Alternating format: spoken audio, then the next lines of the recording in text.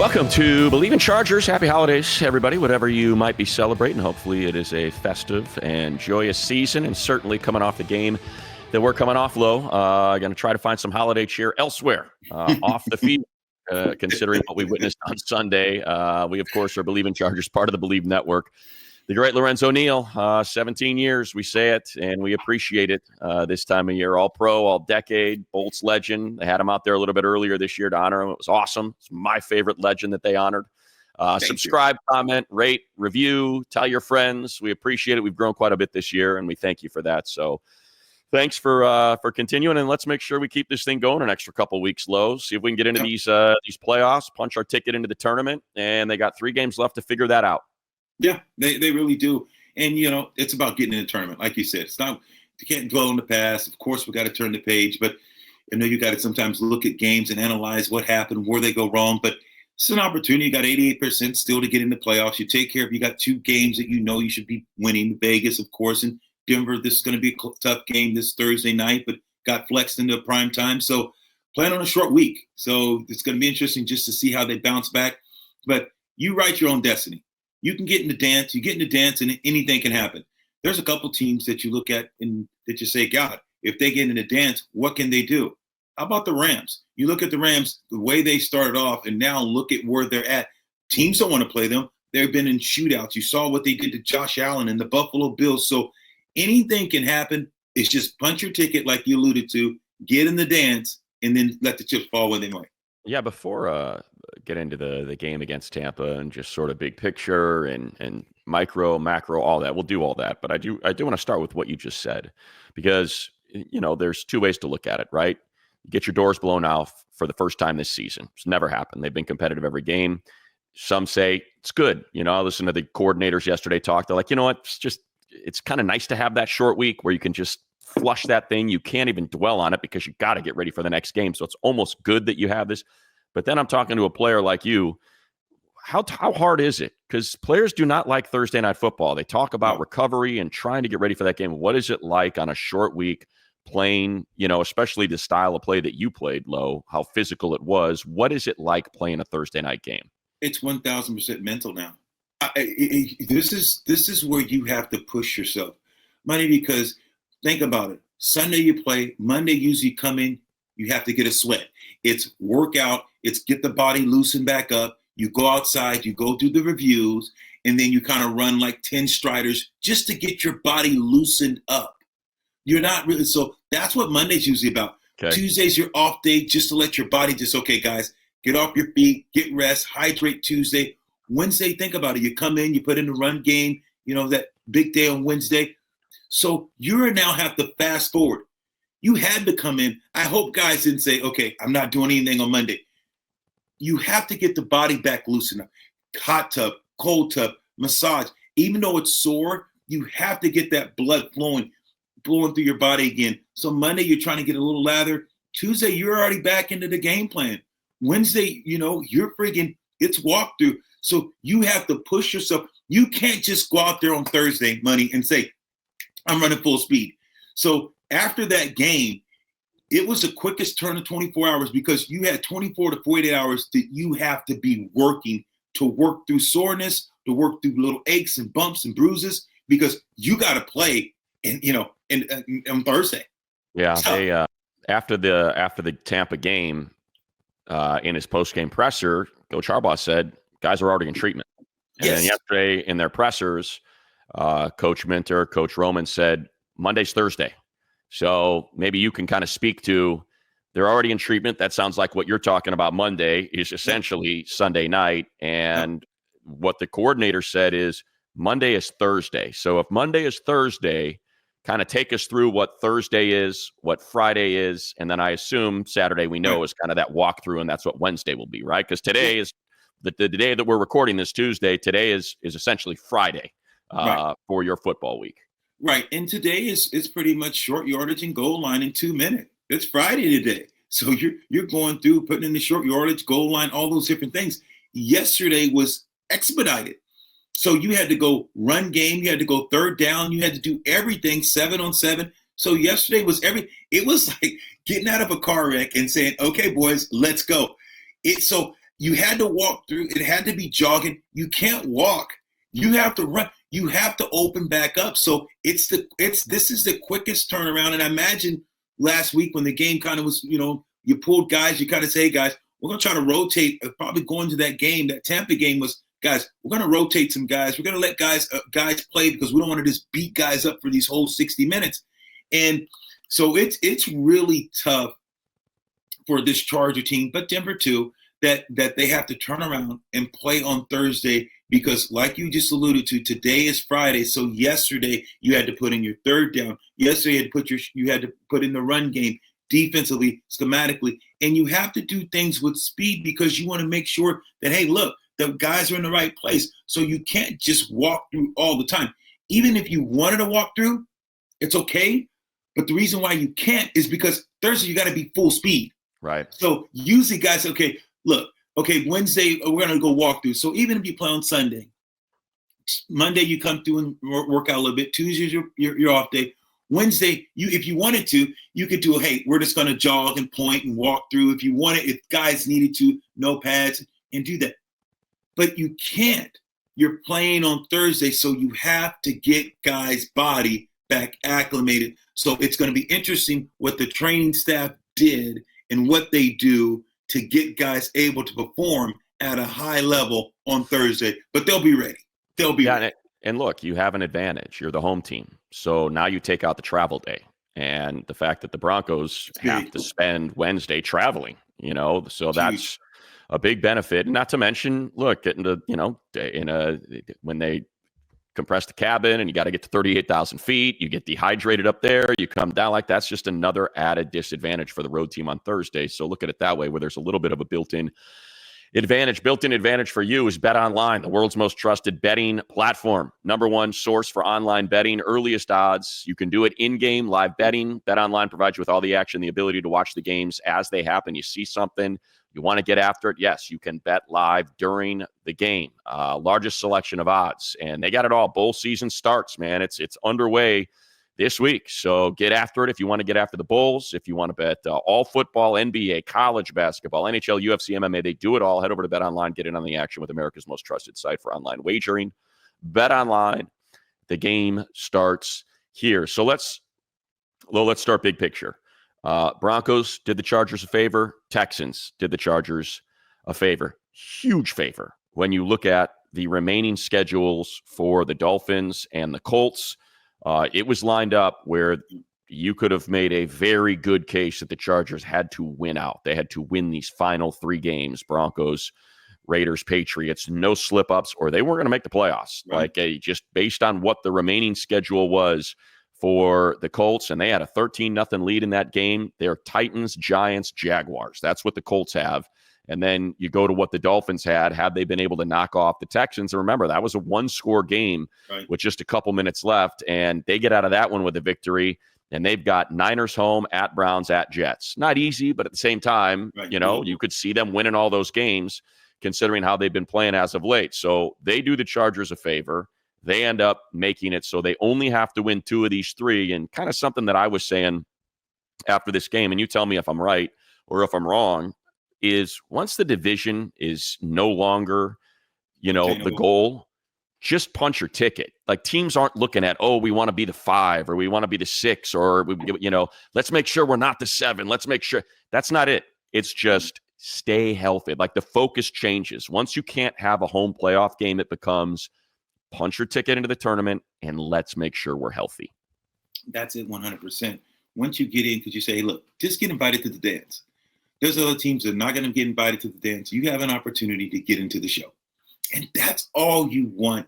Once you understand, hey, Kansas City's winning this thing. It's nothing we can do. We can't catch them. Okay, so what's it? Let's just get in the playoffs because we know we're good enough. We know on any given Sunday, we can beat Baltimore. We can beat the Bills. We can beat anyone. We are a good enough team if we play the way we're capable of. So it's like, get in. And there's some teams that can't say that. NFC, besides now the Rams, since they look like they're starting to teeter at the right place. But Seattle necessarily couldn't say that. The Cardinals couldn't necessarily say if they, when you look at the NFC. But if you think about Denver, the Chargers, and you look at the Steelers, you look at the AFC, It's Bills right now a little bit, Yeah. but you saw what the Rams were able to do to them, and you saw the Niners go head to head. And if Debo Sanders Debo makes this catch, they beat the Rams. So when you think about the league, there is so much parity, and it's so tight. So this is a situation that if you're in the AFC, look, it's Buffalo, and you look at Buffalo and the Steelers, but hey, any given Sunday, you see Buffalo's not just a world beater. Their defense have given up a lot of points. You've seen what happens to Lamar Jackson in playoff situation. Kansas City, Mahomes is injured. They're limping into the playoffs. They haven't been able to score a lot of points.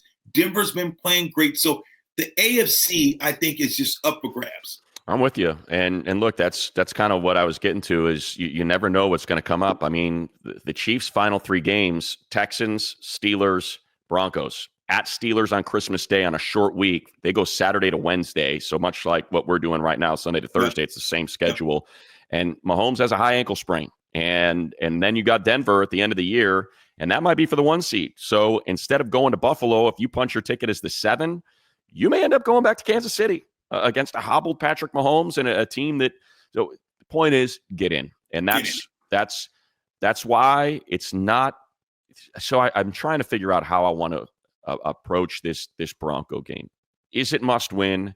Is it not? Because you just got to win 2 or 3 to get in. Is it more important to be healthy and maybe not push Herbert? And if things start to get a little sideways, do you want to get him out of the game? Do you not want to play Denzel Perryman in this one? If you think you can get, hey, it's a Thursday, we can get him an extra 10 days, and then he's good to go in week 17 and 18 and for the playoffs, and he's important. You know what I mean? It's kind of like, do you bring guys back early for this one? Is it that important of a game because you lost 3 or 4? This is, you don't want to lose 4 or 5, and you don't want to get beat by a team that's got a little bit of heat on it. And now, you're mandatory must win across the country in New England in late December, and then against your chief rival, the Raiders in week 18, where they have an opportunity to knock you out of the playoffs. Like, I can't quite figure out what I think this Bronco game is. Sure. You know what? I totally understand when you took it there. You're like, wow, what should you do? Bird in hand is better than 2 in the bush. Right. With me, opposite way is like, hey, get through this win, guys. Let's find a way to win this game. And guess what? Friday, Saturday, Sunday, I'm going to give you guys off. So you have a long period to get healthy. So I think it's the opposite. The mini bye. Yeah, and say, okay, get this mini bye. Right. Let's find a way to knock one of these ducks out of the road, and now we just got to go 1 of 2. Let's not put it. But yeah. I totally either way. Harbaugh's like, God. But if I hurt Justin, now I don't got him for the next 2 weeks. Right. And now it's like we know our chances. Even if we got in, we're gonna limp into the playoffs. We don't have a chance. So it's like, gosh, it's tough. But for me, I'm like, good guys, let's find a way. Denver, we have the advantage. Denver has to travel. They think that we're beat up. We kind of got embarrassed. We got pushed around. We let's come out. Let's make a statement.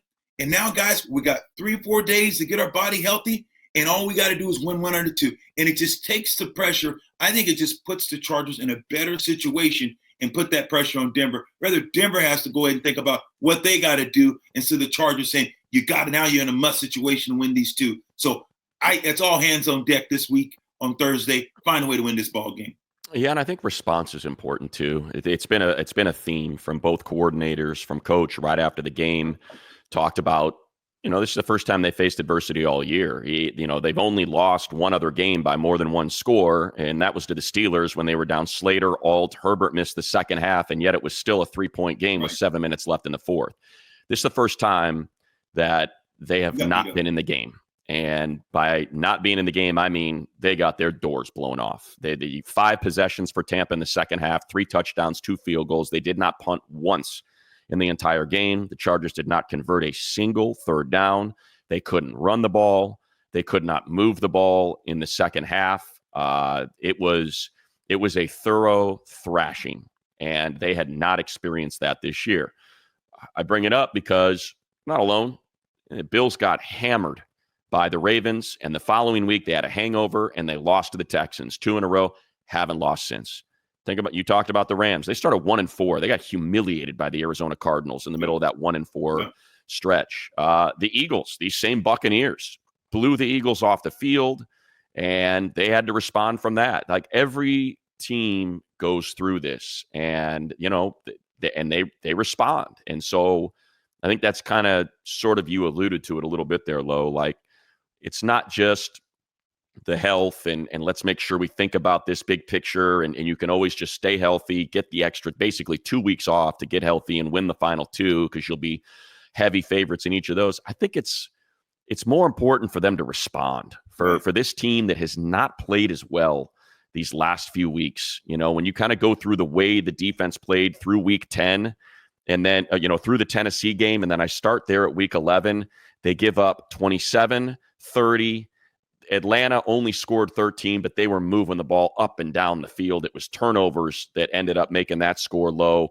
They lose to Kansas City, can't get off the field on third down. The Chiefs score, convert 5 of their final 6 third downs, and then they give up 500 yards and 40 points. Like, to me, this is an opportunity for who I think is the leader of the team ahead of Justin Herbert, Derwin James, to grab this defense by the lapels and say, what are we doing? Like, what has happened to us these last 5 games? This is not who we are. This is not what we've put on tape for 10 weeks, and respond against a rookie quarterback. I know Bo Nix has played well, but respond when you can sweep the series, you can lock yourself into the 6 and maybe even get to the 5 if you win out. Yeah, the biggest thing with Bo Nix, keep that guy in the pocket. Don't let him start bootlegging, play action, and that's when he can get deadly. He's got options. I look at this Charger team, Money, and it's interesting because the way you're breaking this down, and I wanted to come on and talk about this today, is like, what signature win have you won? See, this is the thing. But this game is a psyche, and this is a psychological game, because if you think about what team have they beat with a winning record, Kansas City got them both, even though it was very competitive. You look at the Steelers, even though it was a very competitive game, right, you still up. So you have to. This is good. You beat Denver. Denver. They were 3-2 when you beat them. But now, so if you can, I think this game sets a tone that says, for the psyche, let's show that we can beat a team that's one of the hottest teams in the AFC, the team that's trending in the right direction. What have we done this year to show the league, okay, our defense is top 5. We're all this, and look at all these ratings where we're top end. But what team that is winning, that is a playoff team, that we performed at that type of level to merit that we're top 5 or top offense, have we performed at that level? And this is what this is about. This game on Thursday is about showing yourself and showing as a team and as an organization that we can beat a team that's playoff bound, but teams that have a winning record, that's not a team that's just fiddling around. Yeah, I think you can only play the teams on your schedule. You're right. And when we talk about the Chargers, you're talking about it's the Falcons, who were 6-5, and it's the Broncos, who were 3-2 at the time. And outside of that, 20-10 Pittsburgh, swept by Kansas City, lost to Arizona, and Baltimore, and now Tampa. So I think kind of the way I've looked at this season, and one of the things that I think has been impressive is, because it hasn't always been this way, we got into this in like week 7 or 8. Beat the teams you're supposed to beat. And they've done. If you just win the games you're supposed to, and you stay competitive in the ones where you're not favored, you're going to win 1 or 2 of those. And that's how you get into the postseason. Sure. And so they've kind of followed that formula. I think there's still a lot of questions, even though we're going into week 16. I'm anxious to see what the rotations look like and what playing time looks like, because I feel like there's players that you're putting out there and it's just not happening. And there's been enough on tape, and it's like, okay, you're now in the final 3 games of this season and you have to win them. And yet you've continued to play these particular players or run these particular plays. Are we now going to finally see, I don't want to call it because it is a meritocracy, but just opportunity, little more opportunity for guys that have not been out there. Right. They have not been able to run the ball since JK went down. No. And yet you're still going into the game with the same guys, and you're running the ball 11 times. Like, you can't that's not winning football. You can't win that way. You either have to stay committed to it, or if you can't stay committed to it because it's not you can't execute it, then I think you have to take a long look and say, okay, is it the interior of the line? Is it the back? Is it the run game? Is it the design runs? Are we calling, do we not have this thing schemed up right? Like, there's got to be something. And that's what I'm anxious to see, because you cannot continue to play one-dimensional football with a hobbled Herbert and expect to win these games. Very inconsistent offensively. I'm realizing more and more, can this team get off the canvas when you get really hit? I haven't seen them counterpunch, Money, this whole year. Well, how about Kansas City, though? Second half low, down 13-0, and then bang, 2 touchdowns. And how did they do it? A guy that did not have an opportunity in Stone Smart. You put him out there, now you got an athletic tight end, and it's like, oh, yeah, look. Ran the ball twice. Those 2 series, you line up and you push the ball and you run, you down their throat. You still lost the game. That was a great comeback. And that's the kind of where I'm going, that I'm seeing a team, though, when you get down by, that was more, is that more, and that's the thing, is that more of an outlier, or is that who it is? Because when you see it's an outlier. You're right. It is an outlier. And that's what I haven't seen. Can this team come back when it's down by 10 or when they're getting pushed around? I'm trying to see, who are they? And that's what it's not that they can't play, and it's not that this team doesn't have talent, but it's like watching the offense and just like, okay, when are they going to Okay, I'm waiting for this to click. You're down by 7. Okay, now it's 10. Okay, now it's 14. And just the response. I don't see the counter. Like, okay, even though I'm down by 10, okay, I'm going to drive down the ball and I get a field goal. Okay, we're down by 14. Okay, I found a way to score. I just don't see enough consistency in these type of games. Like, when watching that game, I'm like, okay, what's missing? Like you're talking about. Yeah, I want to pull this up real quick, Lo, because I could go through the play-by-play, but kind of what I'm getting to is just it feels like there is opportunity out there, right? So when I'm going to when I look at that first touchdown drive against let me go to targets. Here we go. So we got the first touchdown drive. What's that drive all about? Return of Ladd McConkey. Right. Here we go. Ladd, touchdown Ladd, right? That's the first drive. So quarter 1, target, all on that first drive. He gets targeted 3 times. Second quarter, he gets a target on that second touchdown drive and makes a catch. Four targets, 4 receptions. He does not see a target again until 50 seconds of quarter 3. That is 12:50. You have the entire second quarter left, and you have the entire a half of a football game for a guy that went 4 for 4 and is your best receiver, does not get a single target for 30 minutes of game time. Like, that's what I'm getting. I'm watching. Not good. I'm watching Eric Tomlinson out in the route on 3rd and 4th down, and I'm like, why is that not Stone Smart? Why is that not your most athletic player? I think it's things like that. And I know that, they probably look at Tomlinson maybe as a little bit of a better blocker, something along those lines. But it just feels like in these final 3 games, I want Ladd targets. I want Q targets. I want Stone Smart targets.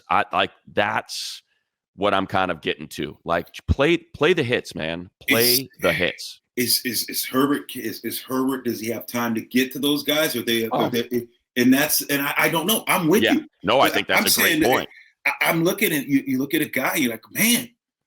Ladd is the best receiver. He it's hard to cover, especially when he runs those crossing routes where he's dragging across those deep overs. He finds a way to find those holes. He can play big time, and we know what he is. So, but what's going on? And like you're saying, and that's the thing. You're like, you can't not go to a guy for a whole quarter. You can't go to you got to for 2. Or you have to move it. You have to find a way to scheme him open. If they're playing double, let's motion him across. Let's see what they're doing. Let's find a way to get this guy ball through scheme. So I don't know. Yeah. And the next time they targeted him, it was that big PI where he got a PI. It's like his 20-yard penalty. So I think it's, and look, you make a great point.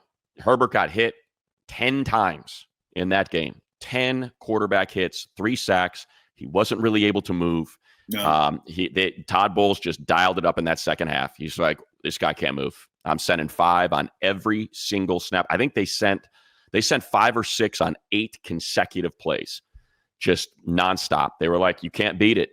Your guys can't get off, and Herbert doesn't have time to throw. You can't block it, and we're just bringing extra guys. And if your guys can beat our guys, then so be it. And it worked. And we've seen the differences between this offense against zone and against man is dramatic. It has been dramatic, and that speaks to receivers needing to get open quicker and giving Justin the opportunity to find them and to complete those plays and to make those plays. And you better believe it against this Denver defense, man. No. You're going to have a hard time getting off. You're going to have a hard time finding yourself a window to get open, which is why you're going to have to run the ball against this team. You just have to. I can't envision a path to victory without this being a game that you can rip off and keep a 50-50 balance and run pass. Yeah, and not only that, when you're beating man, when you know they're bringing 5 and 6 guys, you got to find a way to get guys open, and you got to do rough routes. You got to put a guy in a bunch, and now you're pushing off. So the guy has to run over the top, or he's got to run underneath.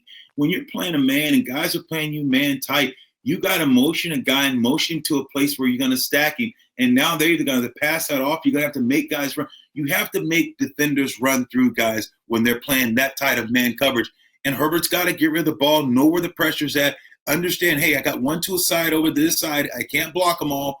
We're going to drift over a little bit and get rid of the ball. But like you alluded to, this Charger team has to find a way to be better running the ball. Yeah. You have to run the ball, and you have to sustain some drives because your defense is getting beat up.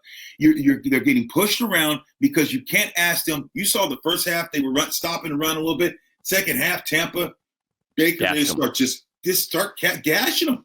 You have to find a way to sustain drives to keep your defense fresh. If not, it's going to be tough. Yeah, they had the ball for 11 minutes in the second half. Like that's too big of an ask for your defense, No especially question. against one of the best. The Buccaneers were top 5 across the board. Talking about a balanced offense, trying to slow down Mike Evans, Cade Otton, their tight ends, man. It's the best blocking tight end group I'd seen all year. I mean, they blocked their tails off. They're physical. And they have explosive runners, either White or Irving. Irving just turned it on. And look, this is a defense that had given up 4 50-plus yard plays all season. They gave them up on back-to-back drives, 57-yard touchdown. I think it might have been back-to-back plays even. I think that might have been a first down run by Bucky Irving that went for 54 yards after the 57-yard touchdown to Mike Evans. Like, that's how good this defense has been at keeping a lid on it. And I'm just gassed, man. Just tired. Like, you can't keep sending those guys out there on 3 and out. And you look at the Denver defense, tied with the Chargers now in points per game, 17.6, top 10 in yards allowed, top 5 against the run, second in yards per play. They got 14 interceptions like the Chargers did. They got 49 sacks. They forced 15 fumbles. They're 11th on third down, second in the red zone. It's one of the best defenses in the league. Now you go through the Chargers, first in the red zone, 9th against the pass, first in points. Like, okay, so get after it. It's a rookie quarterback that threw 3 picks last week, and the Colts let him up off the mat. And you tip your cap to Bo Nix and the resilience and not, and being able to shake it off as a rookie as you're staring at your playoff fate and saying, oh, wow, we would now lose the tiebreaker to the Colts, and now we might find ourselves missing the playoffs altogether if we can't get this right with the remaining schedule that they have. And instead, Bo Nix rallies, man. He does not let it affect him, and he ends up throwing for 300 yards and 3 touchdowns, and they score 31 unanswered. So, it's an opportunity to play up to your reputation, play up to your, to what people have been talking about you and how they've described you all season long, and go out there and put it on tape. And I think that, we think that Herbert's a fine quarterback, but you just watch the grit of when you look at Tampa Bay and you look at Baker.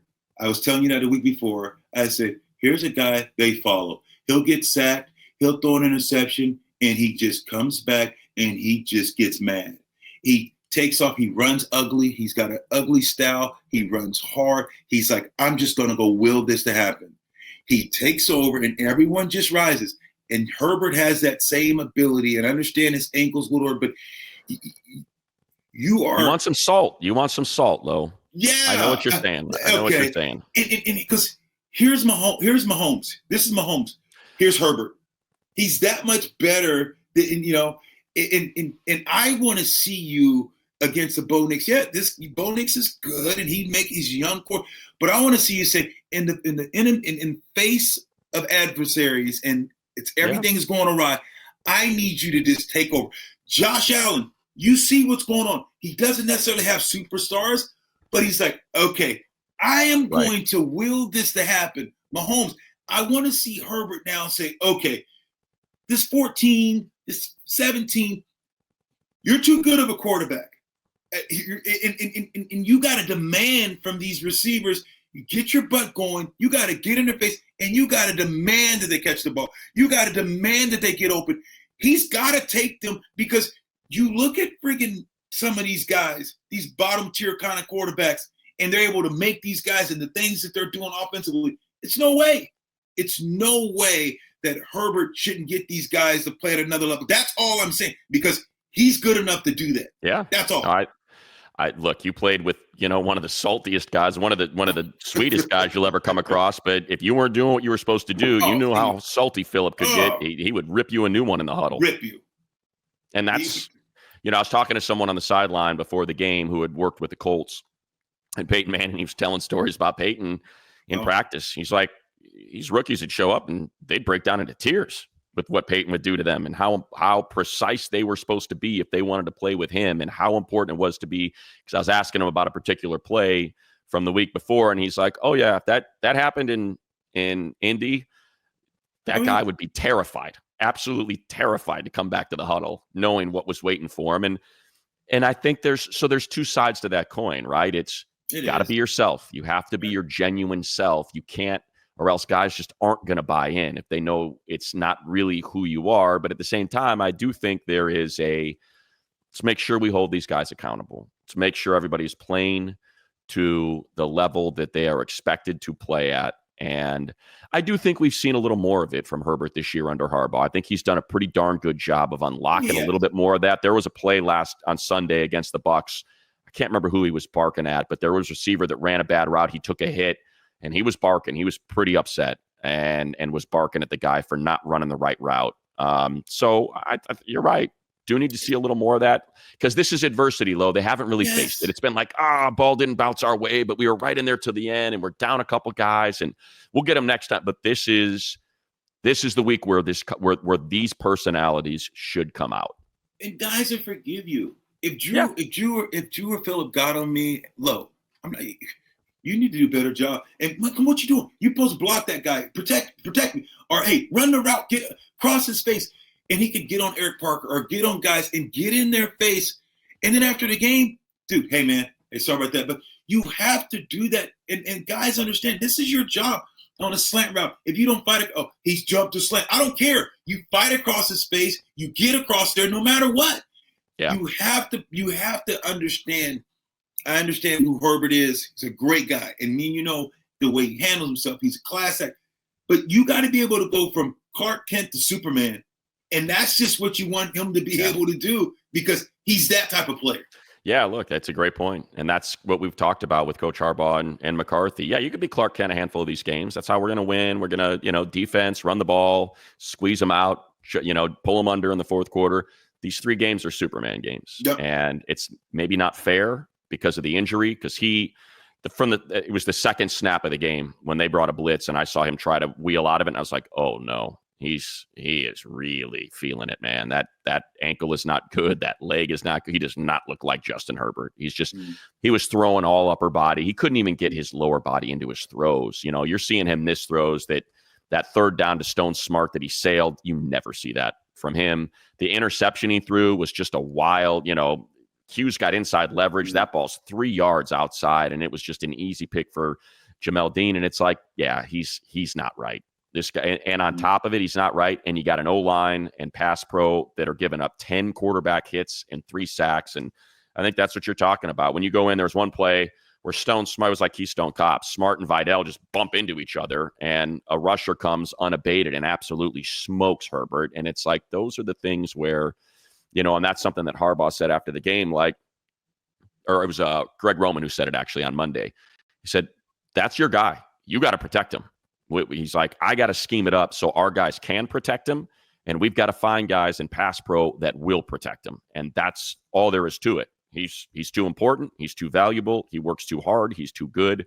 And we cannot allow him to get crushed like that, snap after snap, and assume that everything's okay. And you better believe that Vance Joseph's going to do it, because that's what he does too. He's the same way. He's going to bring the heat. And you look at what Nick Benito's done all season long, and what their edges have come up for Denver. Like that's a really good, that front seven has been really, really good and underrated going into the year because of how good their corners have been. It's sort of been overlooked, but man, like I said, you look at the sacks, 49 of them. When you go through their stats, the Broncos, they've got, I want to say it's 5, or I'm going to pull it up right now. They've got, I think it's 5 at least, if not 1, 2, 3, 4, 5. Yeah, 5 guys with 5 or more sacks. You got Benito with 11.5. Cooper has got 8. And then you get to the line, and it's Franklin, Myers, Allen, and Ellis. They each got 5. Like, it's coming, man. It's coming from everywhere. And it's going to be very similar to what I think you saw from the Bucs, where it's a ton of blitz. It's going to be a lot of man. It's going to be that's what I'm guessing it's going to be. You better get it fixed. And you got to get it fixed. You don't have a long time to get it fixed, because I'm going to tell you, like you said, this is a copycat league, and Matt's going to come after you. Yeah. They're going to see if you got this thing fixed. In each man to a man, it's like, dude, we let our guy down. And you know what? I don't care who you have back there. Just like when they did that kryptonite on Superman, he couldn't fly. He wasn't as effective. You start hitting Herbert, and you start hitting him, and he's getting back to throwing right. You get there, he doesn't see it. He's getting hit from where he believes, because he's not looking over there, because he's trusting your ass that you get it done. Now you start hitting him, and you start getting chinks in that armor. Now, okay, ball's going to sail. Okay, you can start. But if you give him time to be Superman, he's going to hurt you. Yeah. That's what these guys got to do. Those balls are going to sail, all these things. Oh, I better protect my legs. Or I can't get through the ball. Because now in the back of your mind, you're like, dude, I can't trust you. So they have to do a lot of things. If you want this guy to perform at the level that you and I know that he's capable of, you better protect him. You better start getting this run game going. You better get physical, because guess what? Denver's coming to town, and they don't care where you're at. They're saying we still blood in the water, and they're coming after. That's why this game, man. That's why I'm like, look, find a way to get this crap fixed. You need to win Thursday night. Let's win. Let's wait 2 games. No, because if you let this one get away, you're not getting in. The Raiders, somebody's going to find a way to beat you, and you're going to be saying, what happened? Where'd it go? You need to win Thursday night to show that you're good enough and you belong in the playoffs. I wanted to pull up the numbers, because we know what they're going to do. Broncos blitzed 61% of the dropbacks against the Chargers in Week 6. So they knew, hey, if your receivers can beat us, let them beat us. 61% blitzes in Week 6, and used man 53% of their dropbacks. That was the second highest of any game they played this season. So it goes to, they look at your personnel and they're like, no, we'll play man. We'll play man. And if you can beat us, then beat us. So, and the thing is, when you do that, what do you got to do? Got to run the ball, and then you got to use your play action to get them to bite and try to open that thing up, which is why running the ball is going to be so important. And they've got to figure out a way to get this thing going. Yeah, here it is. Justin Herbert used play action on 45% of his dropbacks against the Broncos, a season high, because of that. So if you're using play action and you ain't running the ball, no one's biting. They don't care. They're gonna stick with their guys and say, yeah, whatever. We'll stop them with the 6 or 7 guys we have in the box, and we're good to go. That's why your running back needs to be big in the passing game. Yeah. When they're coming, and you said, okay, my running back has got a hot read. He's hot. He's free-releasing, because that guy's coming. Somebody's not covered, and you got to be able to say, okay, here he is. Make that point. Let that guy come, just that flare route, and you got to win out in space. You got to win the one-on-one battle and make sure you make a guy miss, especially if it's a linebacker. Like, you look for the running backs to be big in the passing game. Just don't know who's that guy that can do a consistency. That's the thing, is you think about the running backs that are active. It's Gus Edwards. It's Hassan Haskins. Neither of them are going to be effective in the pass game. So it comes down to Kamani Vidal, which is where the conversation then comes in with, is it Jared Patterson that you're going to activate? You signed John Kelly. Is it him, like, that you can activate? They've got to find who would you something. want to see? Who would you want to see? Because Well, I don't. It's not who I want to see, Lo. I think it's just who do you give a chance to? Yeah, it's like I think about Ja Taylor, right? And how he got pressed into playing because of the injury to Cam Hart, and it got away from him. A couple plays really got away from him. He tries to go under this pick, and McMillan is just gone. It's like, dude, you gotta go. You can't go under that. Like that's how that play works, and. Right. And so I think it's like, can we get Dean Leonard an opportunity? Just put him out there and see what happens. Same thing with, I think, the running backs. Like, okay, you're now like, give Patterson a chance, give somebody else a chance. And if it doesn't work, then okay, just go back. Just like Stone Smart. Get him out there against Kansas City. You got to have an athletic tight end. Herbert loves his tight ends. And what happened? More of a weapon. He can be more of a weapon. Exactly. Give him more targets. Yes. That's kind of what we're talking. So that's sort of what I'm talking about. It's like it's like with Tier Tart. We talked about it at the start of the season. It's like, hey man, this guy's got to get more reps. This dude is earning more reps. You've got to put it, and now they have. And now you look at Tier, man, 2 holding penalties. Guy ends up playing his tail off.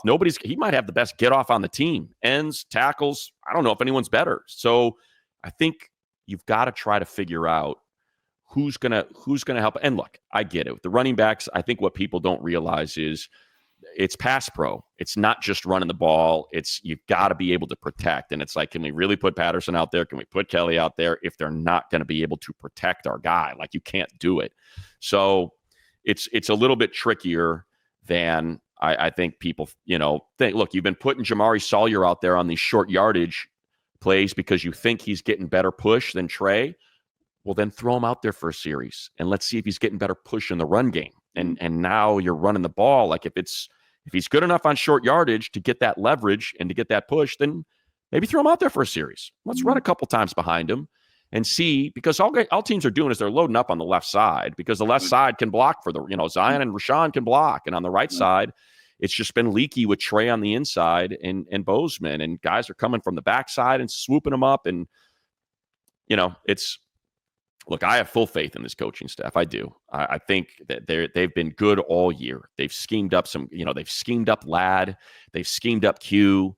They got Stone rolling in that second half, when they put him out there where he's wide open on some of these routes. So I see it from Greg Roman. I know he's taken a lot of incoming, but when you go back and you look through the film and you see, okay, is this guy open? It's beyond what the play was. It's what was available. And it's there. Like it's working. It's just a matter of executing and calling it at the right time and giving guys a few more opportunities. Let me ask you before we get out of here. Yeah, we'll wrap it. Do you think they've overachieved and it gave people a false sense of hope because the offensive line, you look at the right side, the guard, center, sometimes it's been the interior. Interior, you look at, man, okay, you're like, wow, we don't have necessarily the back. We went out on a limb to try to bring in 2 guys that's been injury prone, that you're trying to resalvage their career. It just hasn't been to what expectation, and have this team just, because when you think about what they had to accomplish, look how quick Harbaugh's turned this thing around from the record to this year, the last year. Is the Bleav, are they as good as we believe that they are? Are this team not there yet? So I think here's kind of the way I look at it, right? What were our concerns going into the season? We felt really good about the tackles. Yep. We were kind of wondering about the interior line. Absolutely. We felt really good about the front, specifically the edges. We weren't sure about the interior line because Puna and that's been exceptional. We were a little concerned about the linebacker level. That's been sensational. Dayon should be in the Pro Bowl. Our big concern was the secondary. It's like, okay, I see the front. Front's going to have to get home, though. It's really going to have to help out the secondary. If they're not getting pressure, we could sort of see maybe, and then the other thing was, does he have enough weapons? Can these receivers, are they good enough to win? And so I think that's, when things get a little sideways, you circle, okay, what happened? How did it get away from us? Against Tampa, secondary, you couldn't run the ball. And, you got a ton of pressure up the middle. Like when you look, pressure wasn't coming from the edges. It was right in his lap. It was Vita Vea. It was Kalijah Kancey. That's where it all came from, the interior of that line. So I think some of the things that we had concerns about, they were able to overcome it early in the season, and lately it's been those things that we've been concerned about that I think that have been the issue. And so now it's a matter of how can you overcome it? How can the front help the back? And how can you try to make you just, whether it's blitzing or it's overloading one side and putting Bosa and Mac on the same side, or just playing Thule and Mac and Bosa more together as opposed to rotating them? Is it more Tier Tart and less Tito, and it's Tier next to Puna, and you're getting that push up the middle now? And like I think it's at that point where you're trying to figure out, okay, how do we overcome it? Like I said, is it Jamari Sawyer getting reps in place of Trey or Zion, and seeing if that helps you out a little bit more? So I think that's, in 3 must-win games, I think that's the sort of thing that maybe they're digging into right now. Bigger concern for you, offensive or defense? Offense. Me too. Yeah, offense, because it's the run game. Look, Q has had back-to-back really good games. He's figured something out here where before they'd throw the ball his way and I'd be like, eh. And now I'm just like, oh yeah, here we go. You saw him wheel out of those. He was wheeling out of those routes, getting extra 5, 7. That touchdown, man, was all effort. He caught that thing 8 yards shy of the goal line, wheeled out, took contact, reached in. Like that's wide receiver 1 type behavior. Like the guy's got 8 touchdowns. Like, people can take all their shots you want. Dude's got 8 touchdowns. He's going to get to double-digit touchdowns this year as a second-year player. He's already amassed more yards than he did all of last year, and he's got 3 to go. So, I feel good about that part of it. Just they got to figure out how to run the ball, man. And since JK went down, JK was running the ball great. He was fantastic, but that was never JK's issue. We knew he could run the ball. He just couldn't stay healthy. And now that he's out, hopefully he can get back here, in a week or 2 and back for the playoffs. So I feel like Minter's going to get it right. I do. I feel like he'll get it right on that side. I think the offense, and also because of the hobbled Herbert low, like they need him to be 100%. So it's a great opportunity though. Bo gave the Colts 3. He was down 13-0, and they were able to let him up off the mat. I think if you do the same thing you did, what Jesse Minter did to him in week 6, jumping on top of those guys, 23-0, that's we've already seen it. He was already able to flummox Bo, and then in the fourth quarter, they just kind of let their foot off the gas and they let this guy, get him back into it. And Minter was joking. He's like, yeah, I feel like I'm kind of responsible for this. We were all over him. And then that fourth quarter, we just kind of got away from doing what we were doing. And next thing you know, the guys got him within a 1-score game, and they darn near recovered that onside kick. And who knows what could happen. But ever since then, he's like, Bo's been fantastic ever since then. Right. He's just kind of been on this run. So do what you did. Do what you did through 3 quarters against him. We already saw it. And Javante's banged up a little bit. Cortland Sutton could be a problem. He's kind of like a poor man's Mike Evans. Yeah. So, when you don't have Cam Hart and that physical presence on the outside, it'll be interesting to see how they want to slow him down. And like I said, I got no problem. Because Dean Leonard's a big dude. He's a big corner. So I have no problem giving Dean a shot and being able to put Tarheeb back in the slot. You saw him jump that route, get that pick. He's such a smart player, well beyond his years. Like, I would rather, that would be something that I would consider, because Dean's 6 foot 200. Like, let's get him out there on Cortland, who I think is 6'3", 210, something like that. And let's just see if you can get a little physical with him. Because I feel like there's a reason why, Ja's 5'10", 180. To me, it's a little more 5'10", 185. I'd rather have that. That's sort of something that I'd want to at least get a look at. And I'm not in practice. I don't know what it looks like. But Dean Leonard had a hell of a preseason, man. And he's a great tackler. He's a smart player. Like, that's sort of what I'm thinking, is can you keep Tarheeb in the slot, or, especially, when you're playing dime, obviously when you're playing nickel, you can play Derwin as that big nickel, and you can play Tarheeb and Christian on the outside, and Marcus May and Elijah up top. They missed the hell out of Alohi Gilman, and that's so. I know I'm kind of rambling, but yeah. No, hey, you want to get this thing solved? I can tell you, I can rest assured, man. Solve the riddle. I'm gonna solve it right now. One thing I can tell you, and I think you'll agree, is this: you have to have pride. This is a game about pride. Football, Right. the National Football League is about physicality, but it's also about pride. You got embarrassed. Everyone wanted to see you.